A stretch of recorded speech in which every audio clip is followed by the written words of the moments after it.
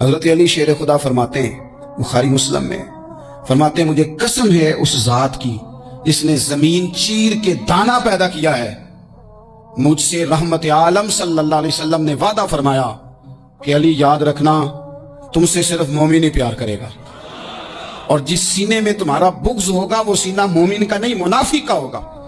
تم سے مومن پیار کریں گے، مومنوں کے دلوں میں کشش ہوگی تمہارے لیے، ان کے سینے کشادہ ہوں گے تمہارے حق میں۔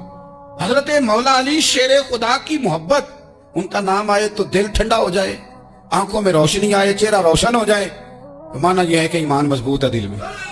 اور اگر بندہ کمزور ہونے لگ جائے، اگر اس کی کیفیات کوئی اور رنگ پیش کرے، تو مانا یہ ہے کہ ایمان سینے میں مضبوط نہیں ہے۔ حضرت علی شیر خدا سے حضور کا جو قربت کا تعلق، دیکھیں کچھ لوگ ایسے ہوتے ہیں کہ جن سے قربت ہوتی ہے، آپ نے کبھی دیکھا ہے ہر بندے سے مل کے بندہ رو نہیں سکتا، ہر بندے کو دیکھ کے رونا آتا نہیں، لیکن کچھ لوگوں سے روح ملتی ہے نا کسی کی، تو ویسے کبھی وہ بندے مل جائے نا، دل کرتا ہے تینوں سامنے بٹھا لاں تے درد پرانے چھیڑاں۔ کچھ لوگ ایسے ہوتے ہیں جن کے ساتھ حضور تشریف فرما ہے، حضرت علی شیر خدا کہیں گئے ہوئے ہیں، تو محبوب کیا فرماتے ہیں؟ فرماتے ہیں اللہ اس وقت تک میرے پاس حضرت اسرائیل کو نہ بھیجنا جب تک میں علی سے ملاقات نہ کر لوں۔ دعائیں ہو رہی ہیں کہ میری جب تک ملاقات نہ ہو جائے، میرا جانے کا وقت نہ آئے۔ مشکات میں حدیث موجود ہے۔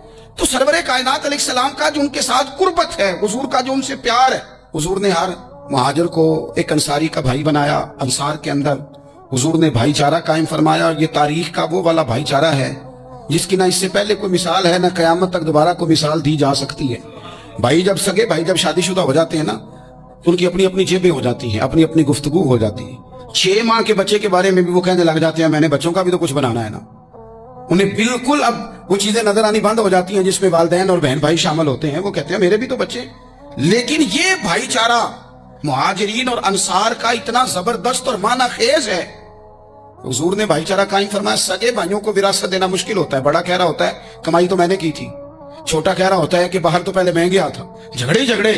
لیکن یہ تاریخ اسلامی کا وہ بھائی چارہ ہے کہ جن میں برادری، قبیلہ، رنگ، نسل، علاقہ ایک نہیں، پر ہزاروں قومیں وجود میں آئیں دہر میں خشک و تر کے رشتے سے۔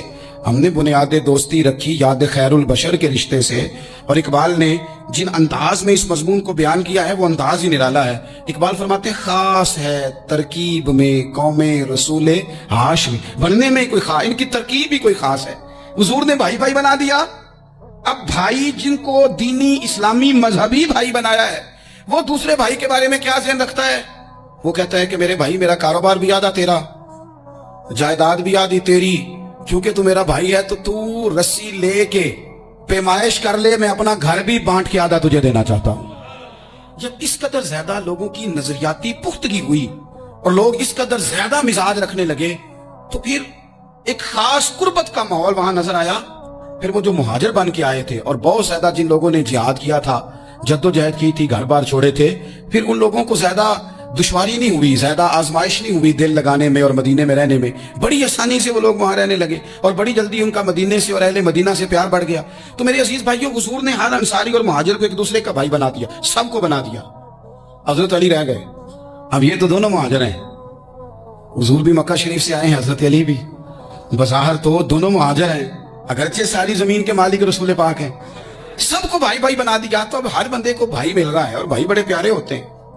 میں کئی دفعہ کہتا ہوں کہ بھائی بڑے پیارے ہوتے ہیں، کچھ قدورتیں دنیاوی طور پر معاذ اللہ دلوں میں آ جاتی ہیں، لیکن بھائی کا درد جو بھائی محسوس کر سکتا ہے وہ بھی دوسرے کو محسوس نہیں ہوتا۔ تو حضرت علی جب کسی کے بھائی نہیں بنائے گئے تو رو ہی پڑے۔ اتنے دلیر بندے تھے، پر بھائی کی ضرورت بندہ اتنی محسوس کرتا ہے، اس کو بھائی سے لگاؤ اتنا زیادہ ہوتا ہے کہ مولا علی رو پڑے، مشکات میں موجود روئے۔ حضور نے فرمایا کیوں روتے ہو؟ عرض کی حضور آپ نے سب کو ایک دوسرے کا بھائی بنایا ہے، میں رہ ہی گیا ہوں، مجھے کسی کا بھائی نہیں بنایا۔ اب وہ آنسوؤں میں لپٹی ہوئی وہ بات حضرت علی نے عرض کی تو محبوب نے فرمایا علی انت اخی فی الدنیا والآخرہ، فرمایا علی تو میرا بھائی ہے، اور نرا دنیا میں نہیں، تو دنیا اور آخرت میں میرا بھائی ہے، تو میرا بھائی ہے دنیا میں بھی اور آخرت میں۔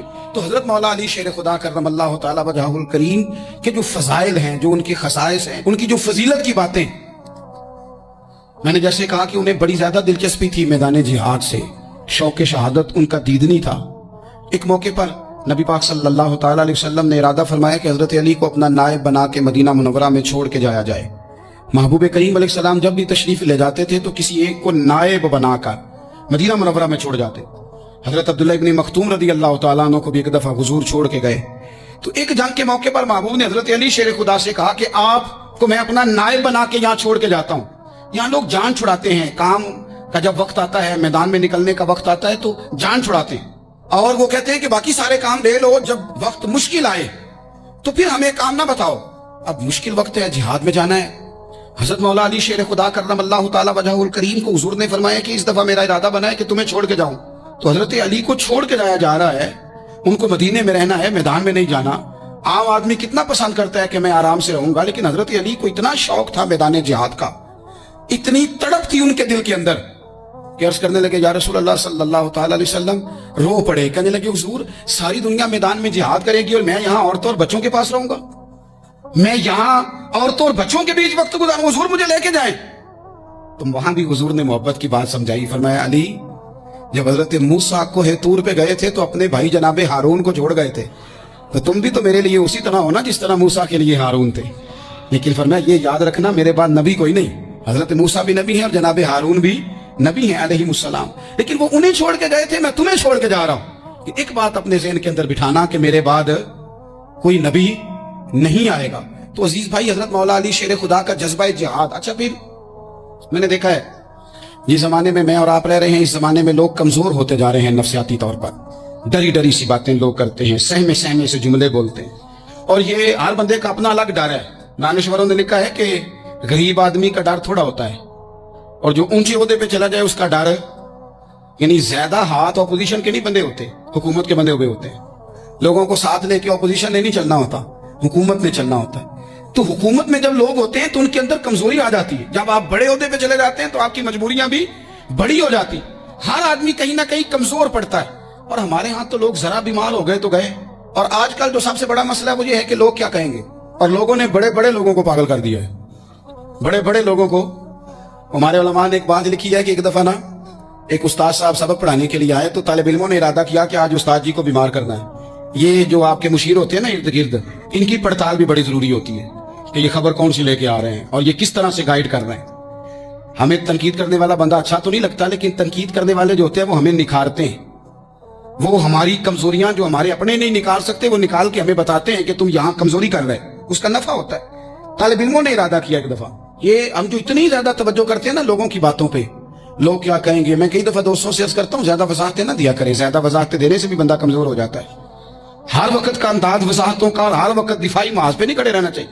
वो इरादा कर लिया लोगों ने, तालिब इल्मों ने, कि उस्ताद जी को बीमार करना है। तो उस्ताद साहब चंगे भले, अच्छे भले, सेहतमंद आए, क्लास में दाखिल हुए तो पहला शागिर्द कहता है उस्ताद जी खैर है, आंखें बड़ी सुर्ख है। चल दौड़ जा बेवकूफ आदमी, बिल्कुल ठीक हूँ, चल क्लास में बैठ चल। थोड़ा सा आगे गए तो दूसरा शागिर्द, उन्होंने अब 10-15 ने इरादा किया हुआ था, दूसरा कहने लगा खैरियत है, बड़े कमजोर कमजोर लग रहे हैं। उसने कहा मैं बिल्कुल ठीक हूँ, कमजोर का चल दौड़ जा अपना काम कर। वो तीसरे के पास गए तो कहने लगा उस्ताद साहब खैर है, आपके तो मुझे हाथ भी कांपते दिखाई दे रहे हैं। उसने कहा अच्छा वाकई। अब चौथे ने भी यही बात की, पांचवें ने यही बात की, तो आधा घंटा गुजरा तो उस्ताद जी को सचमुच बुखार चढ़ गया, तो छुट्टी पे चले गए। क्यों?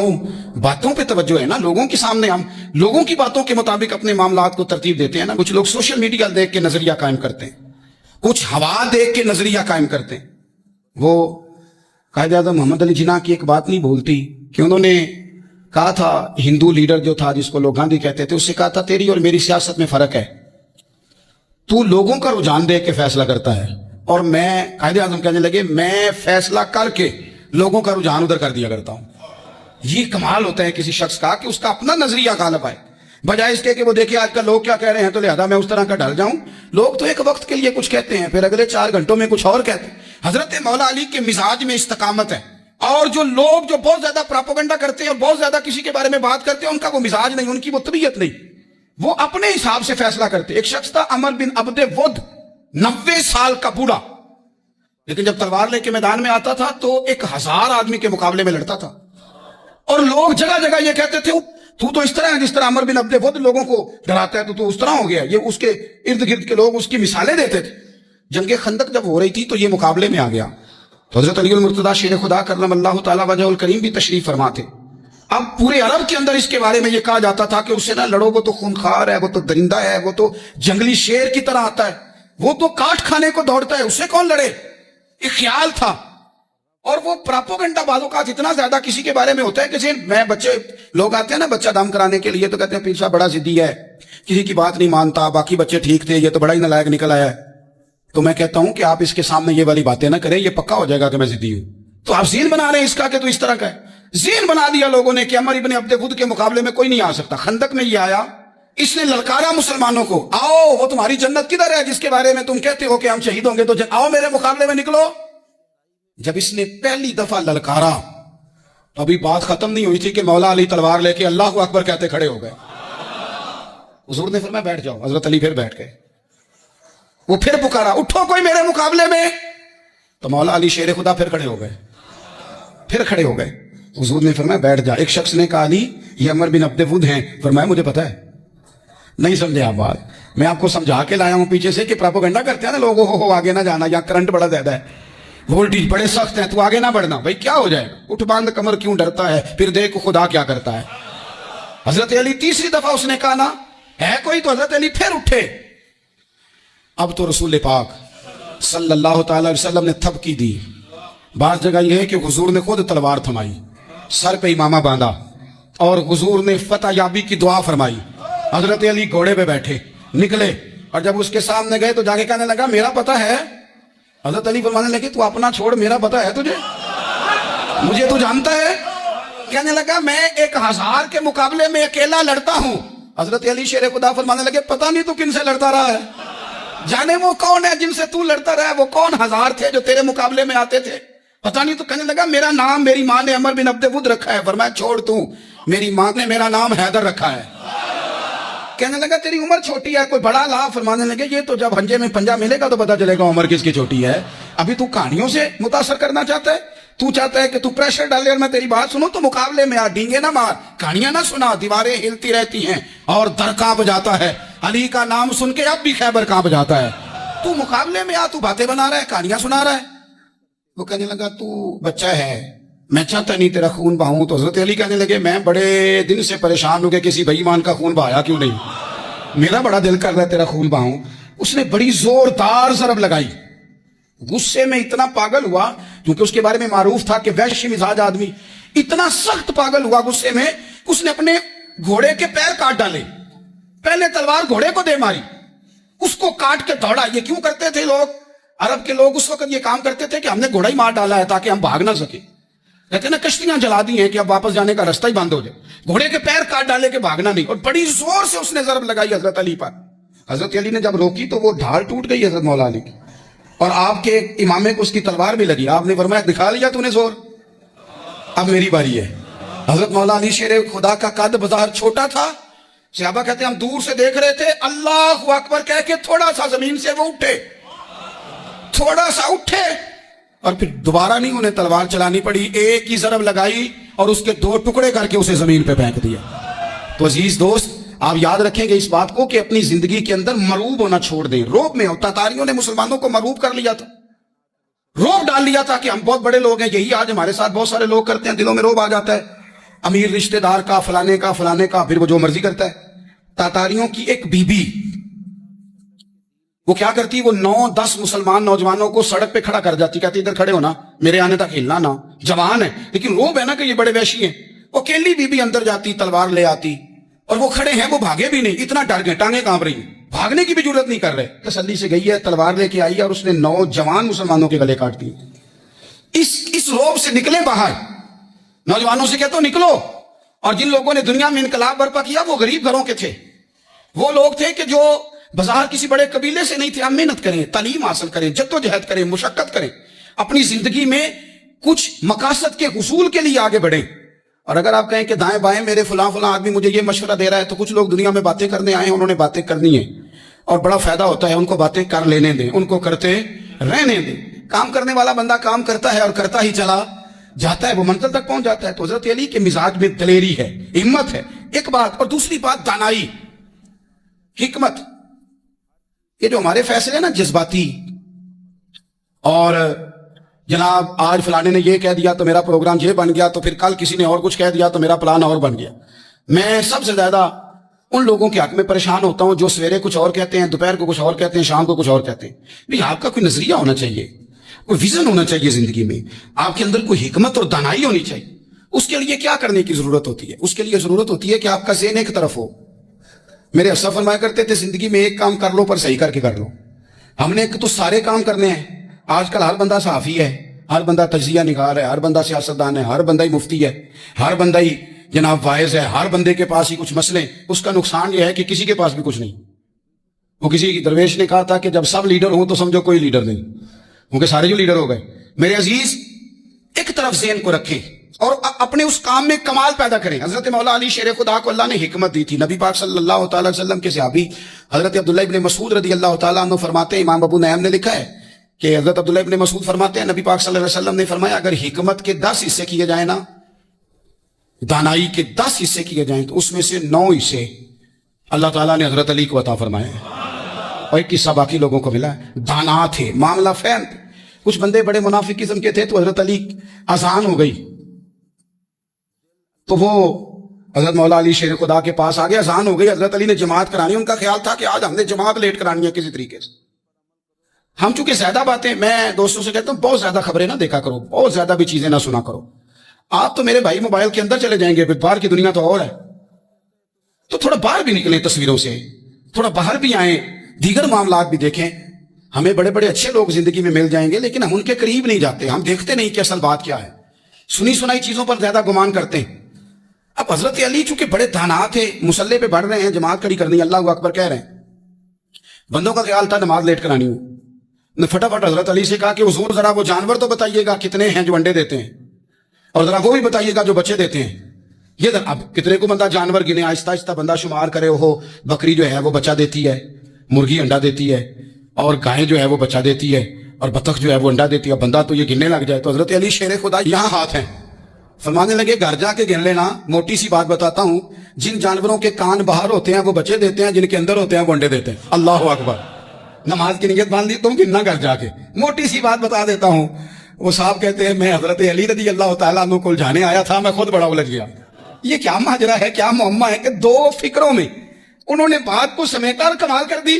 कहने लगे घर जाके गिनना, यहां टाइम नहीं, नमाज का वक्त है। बस जिनके कान अंदर है ना वो अंडे देते हैं, जिनके बाहर है वो जा जाके हिसाब करना। आप ढूंढ लें, तलाश कर लें, चले जाएं माहिरीन के पास, पर शेर खुदा शेर ही है।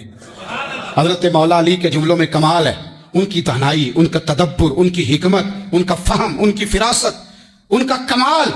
एक शख्स बड़ी दूर से आया, उसने कहा हुजूर मुझे ना लंबी बातें याद नहीं रहती, 2 बातें बस बता दे, मैं अमल करूं तो जिंदगी बन जाए, 2 बातें। तो हजरत अली फरमाने लगे, लंबी उम्मीदें ना लगाना, लंबी उम्मीदें ना लगाना, मौत का पता नहीं कब आ जाए। मनसूबाबंदी जरूर करना आने वाली नस्लों के लिए, अपनी अपनी जात के लिए लंबी उम्मीदें ना बांधना, ये भी कर लूंगा, ये भी कर लूंगा। हम रिटायर नहीं होते जिंदगी भर, प्लान पे प्लान, प्लान पे प्लान। तो अगर हम प्लान कर रहे होते हैं तो जो हमारे नीचे होते हैं वो हमें रिटायर करने का प्लान कर रहे होते हैं। औलादें तक वालिदैन को कमजोर करने के दर पे होती हैं कि अब ये हटे तो हमारी बारी आए। हजरत अली फरमाने लगे 2 काम, एक तो लंबी उम्मीद ना बांधना, और दूसरा फरमाया अपने नफ्स की ख्वाहिश की पैरवी से बचना। दुनिया में रुसवा वो लोग हो जाते हैं जो अपने नफ्स की ख्वाहिश की पैरवी करते हैं, वो बुज़दिल हो जाते हैं जो ख्वाहिशात नफसानी के पीछे भागते हैं। ये काम ना करना। तो दानाई अल्लाह ताला ने उन्हें दी। हुजूर अलैहिस्सलाम ने फरमाया, अगर मैं इल्म का शहर हूं तो फिर अली दरवाजा है। अली बाबे इल्म के, शहर इल्म के बाब अली है। इमाम सबूरी कहते हैं, एक दिन ना हजरत जिब्रील अमीन इंसानी शक्ल में मौला अली के सामने आके खड़े हो गए। कौन? हजरत जिब्रील अलैहिस्सलाम। हजरत जिब्रील अमीन खड़े हुए इंसानी शक्ल में, तो कहने लगे, अली ये बताइए कि जिब्रील इस वक्त कहां है? इंसानी शक्ल में मौला अली से पूछते हैं। तो कुछ जो आजकल हमारे शागिर्द रात पड़ जाते हैं ना, तो वो जरा जल्दी करते हैं जवाब देने में। बड़ों को जब जवाब भी देना, बुजुर्गों को, तो जवाब में भी आदाब का ख्याल होना चाहिए। अगर आपको सवाल आता भी हो तो फिर भी उसमें आदाब का ख्याल आप रखेंगे। आप फटाफट नहीं कह देंगे कि जनाब ये इसका जवाब है, ये माना है, फौरन नहीं आप कह देंगे, आप उसमें भी आदाब का ख्याल करेंगे। हजरत जिब्रील अमीन ने जब कहा ना कि बताइए जिब्रील कहाँ है, तो हजरत अली फौरन भी कह सकते थे, आप ही तो है जिब्रील, ये फटाफट कह सकते थे, उसी वक्त सारी बात खत्म हो जाती। लेकिन बुजुर्गों से बात करने के कुछ आदाब होते हैं, कुछ तौर तरीके होते हैं जो इल्ला माशाअल्लाह आजकल लोगों में नजर नहीं आते। कुछ तौर तरीके हैं, कुछ सलीके हैं, कुछ जो है वो उसके खास नुक्ता नजर है, उसको समझना चाहिए। हजरत मौला अली शेर खुदा रज़ी अल्लाह तआला अन्हु سے جب پوچھا نا کہ جبریل امین کہاں ہیں اس وقت، تو حضرت علی نے پہلے اوپر دیکھا، پھر نیچے دیکھا، پھر دائیں دیکھا، پھر بائیں دیکھا، پھر آگے دیکھا، پھر پیچھے دیکھا۔ جواب فٹافٹ تیار تھا کہ آپ ہی تو ہیں، لیکن ایسے جواب نہیں دیا۔ فرمانے لگے جناب نہ تو اس وقت حضرت جبریل مشرق میں ہیں، نہ مغرب میں ہیں، نہ شمال میں ہیں، نہ جنوب میں ہیں، نہ 7 زمینوں میں ہیں، نہ آسمانوں میں ہیں۔ پھر بھی یہ نہیں کہا کہ آپ جبریل ہیں۔ فرمانے لگے بھئی زمینوں آسمانوں مشارق مغارب میں تو کوئی نہیں، تو یہاں آپ جبریل ہیں یا میں جبریل ہوں؟ دونوں میں سے ایک ہے۔ تو حضرت جبریل امین مسکرائے، فرمانے لگے نہیں آپ تو علی ہیں، جبریل تو میں ہی ہوں، آپ علی۔ لیکن نا بہت سارے لوگ سوال کا جواب دیتے ہیں پر وہ آداب کو ملحوظ خاطر نہیں رکھتے۔ نبی پاک علیہ السلام نے ایک دن نماز 4 رکعتوں کی تھی تو حضور نے 2 پہ سلام پھیر دیا، تو صحابہ سے پوچھا میں نے کتنی پڑھی ہے؟ تو عرض کرنے لگے یا رسول اللہ زیادہ پتا تو آپ کو ہی ہے، پر ہمیں لگتا ہے کہ آپ نے 2 پڑھائی ہے۔ یہاں ایسے کرتا ہے کوئی؟ سوال ہی نہیں پیدا ہوتا۔ یعنی 1 منٹ سے پہلے امام غزالی ایک درویش کے مرید ہو گئے تھے، تو بہت بڑے عالم تھے۔ آپ کو پتا ہے عالم آدمی کا مرید ہونا، اللہ ہی خیر کرے، کسی کرامت سے کم نہیں ہوتا، بڑا مشکل ہوتا ہے۔ وہ کسی کی غلامی کرے وہ بڑا مشکل ہوتا ہے، مطلب کٹھن ماحول ہوتا ہے۔ تو امام غزالی بیعت ہو گئے تو مرشد نے پہلا وظیفہ یہ بتایا کہ کسی پر اپنے علم کا اظہار نہ کرنا۔ ہاں اپنے علم کا اظہار، آپ اس کو آسان وظیفہ سمجھتے ہیں؟ یعنی علم ہو بھی تو بندہ اظہار نہ کرے، بد ہضمی ہو جاتی ہے، تو بد ہضمی ہو جاتی ہے، نیند نہیں آتی۔ 2-4 لفظ جو بندہ پڑھ کے آتا ہے نا، اس کو تو نیند نہیں آتی کہ میں پڑھا لکھا ہوں تو میں بتاؤں نا۔ تو حضرت علی شیر خدا کرم اللہ تعالیٰ وجہ الکریم کے وہ آداب سے مجھے یہ بات یاد آئی کہ امام غزالی کے شیخ نے کہا علم کا اظہار نہ کرنا یہ پہلا وظیفہ ہے۔ شیخ شہاب الدین سہروردی کہتے ہیں مجھے میرے ماموں حضور غوث پاک کے پاس لے گئے تھے، تو جاتے ہوئے میرے رستے میں خیال آ رہا تھا میں الحمدللہ خود پڑھا لکھا ہوں، کہ جب انہوں نے جا کے پیش کیا نا غوث پاک کی بارگاہ میں کچھ دیں، تو حضور غوث اعظم فرمانے لگے بھرے ہوئے پیالے میں کیا ڈالوں؟ تو پہلے ہی فول ہے، کوئی گنجائش ہی نہیں۔ تو فرماتے پھر میں اگلی دفعہ گیا تو غرور علم کو توڑ کے گیا، تو پھر میں غوث اعظم کی بارگاہ میں بیٹھا تو اللہ تبارک و تعالیٰ نے پھر مجھے جھولی بھر کے خیرات عطا فرمائی۔ یاد رکھ۔ تو کہتے ہیں انہوں نے کہا کہ اظہار نہیں کرنا علم کا۔ تو بس ایک دن بیٹھے بیٹھے نا ایک بندہ مسئلہ پوچھنے آیا، انہوں نے بزرگوں سے مسئلہ پوچھا، میرے مرشد سے۔ امام غزالی کہتے ہیں میرے پیر سے مسئلہ پوچھا، تو وہ کہنے لگے بھئی مجھے نہیں اس سوال کا جواب آتا۔ حضرت صاحب نے کہہ دیا مجھے نہیں آتا۔ کہتے میں قریب تھا، میں نے اس بندے کو بلایا، میں نے کہا مجھے آتا ہے جواب، میں بتاؤں؟ تو کہتے ہیں شیخ فرمانے لگے غزالی تیرا کیا خیال ہے مجھے نہیں تھا جواب آتا؟ یہ تو تجھے زمانے کے لیے کہا، تیری ابھی میں نہیں نہ گئی تو کوئی نہیں میاں، پھر ابھی تو رستے میں ہی رہے گا۔ فٹافٹ لوگ کہتے ہیں ہم ایسی لاکھوں کتابیں قابل ضبطی سمجھتے ہیں جن کو پڑھ کے بیٹے باپ کو خبتی سمجھتے ہیں۔